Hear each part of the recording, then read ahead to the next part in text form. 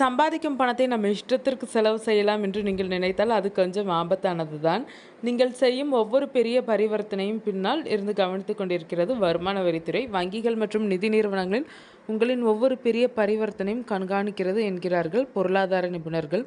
இன்றைய டிஜிட்டல் காலத்தில் நாம் செய்யும் ஒவ்வொரு ரூபாய் பரிமாற்றமும் வருமான வரித்துறையின் ரேடாரில் கண்காணிக்கப்படுகிறது.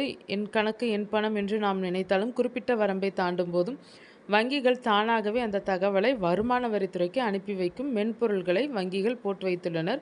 எனவே சமீப காலமாக பலருக்கும் வருமான வரித்துறையினரிடமிருந்து நோட்டீஸ் வருவதற்கு காரணம் அவர்கள் அறியாமல் செய்த சில பண பரிவர்த்தனைகள் தான். அப்படி வருமான வரித்துறையின் பார்வையில் விழும் டாப் 10 பரிவர்த்தனைகள் பற்றி பொருளாதார நிபுணர்கள் கூறிய தகவல்களை பார்க்கலாம்.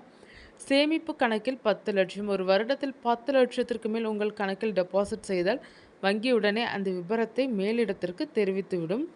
நடப்பு கணக்கில் 50 லட்சம். வியாபாரம் செய்பவர்கள் 50 லட்சத்திற்கு மேல் பணப்பரிமாற்றம் செய்தால் அது நேரடியாக கணக்கில் எடுத்துக்கொள்ளப்படும். நிலையான வைப்பு தொகை 10 லட்சம். ஒரே நேரத்தில் 10 லட்சத்திற்கு மேல் எஃப்டி போடுபவர்கள் அந்த பணத்திற்கான ஆதாரத்தை சொல்ல தயாராக இருக்க வேண்டும். கிரெடிட் கார்டு பில் 1 லட்சத்திற்கு மேல் ரொக்கமாகவோ அல்லது 10 லட்சத்திற்கு மேல் ஆன்லைன் மூலமாகவோ கிரெடிட் கார்டு பில் கட்டினால் வருமான வரித்துறை உங்கள் கதவை தட்டும் வாய்ப்பு அதிகம். ரியல் எஸ்டேட் 30 லட்சத்திற்கு மேல் சொத்து வாங்கினாலோ அல்லது விற்றாலோ அந்த பதிவு தகவல் வரித்துறைக்கு சென்றுவிடும். இதில் குறிப்பிட வேண்டிய ஒரு விளக்கம் உள்ளது. பலர் கடன் வாங்கி தான் சொத்து வாங்குவார்கள். அவர்கள் வருமான வரி கட்ட தேவையில்லை. மாறாக அவர்கள் வருமான வரி சலுகை பெற முடியும். ஆனால் ஏன் அவர்களுக்கு வருமான வரித்துறை நோட்டீஸ் அனுப்புகிறது என்றால், நீங்கள் 50 லட்சத்திற்கு வீடு வாங்குகிறீர்கள் என்று வைத்துக்கொள்வோம். வரித்துறை பார்ப்பது இதுதான். வீட்டின் மதிப்பு 50 லட்சம், வங்கி கடன் 40 லட்சம், உங்கள் கை காசு 10 லட்சம், பதிவு கட்டணம் 5 லட்சம். இங்கே நீங்கள் செலுத்திய அந்த 15 லட்சம் பணம் எங்கிருந்து வந்தது? அது உங்கள் சம்பள பணமா அல்லது கணக்கில் காட்டப்படாத பணமா என்பதைத்தான் அவர்கள் செக் செய்வார்கள். நீங்கள் முறையாக வங்கி மூலம் கடன் வாங்கியிருந்தால் அந்த கடன் ஆவணம்தான் உங்கள் மிகப்பெரிய ஆதாரம். உங்கள் வருமான வரி தாக்கலில் எனக்கு இவ்வளவு கடன் இருக்கிறது என்று காட்டிவிட்டால் வரித்துறை உங்களை எதுவும் செய்யாது. பங்குகள் மற்றும் மியூச்சுவல் ஃபண்ட். ஷேர் மார்க்கெட்டில் 10 லட்சத்திற்கு மேல் முதலீடு செய்வது உங்களை கண்காணிப்பு வளையத்திற்குள் கொண்டு வரும். வெளிநாட்டு பயணம். நீங்கள் ஒரு வருடத்தில் 10 லட்சத்திற்கும் மேல் வெளிநாட்டு பயணங்களுக்காகவோ அல்லது பண பரிமாற்றத்திற்காகவோ செலவு செய்தால் அது ஆடம்பர செலவு கணக்கில் வந்துவிடும்.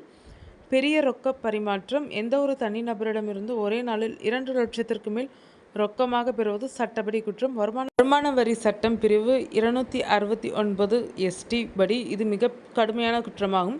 எந்த ஒரு தனிநபரும் மற்றொரு நபரிடமிருந்து ஒரே நாளில் ஒரே பரிவர்த்தனைக்காக 2 லட்சம் அல்லது அதற்கு மேல் ரொக்கமாக வாங்கக்கூடாது. ஒரு நபரிடம் இருந்து பலமுறை பிரித்து வாங்கினாலும் மொத்த தொகை 2 லட்சத்தை தாண்டினால் அது குற்றம். ஒரு பொருளை விற்று அதற்கான பணத்தை வெவ்வேறு நாட்களில் வாங்கினாலும் அது 2 லட்சத்தை தாண்டினால் குற்றமாகும். நீங்கள் யாரிடமாவது 2 லட்சம் ரொக்கமாக வாங்கினால் அந்த முழு தொகையும் அபராதமாக விதிக்கப்படும்.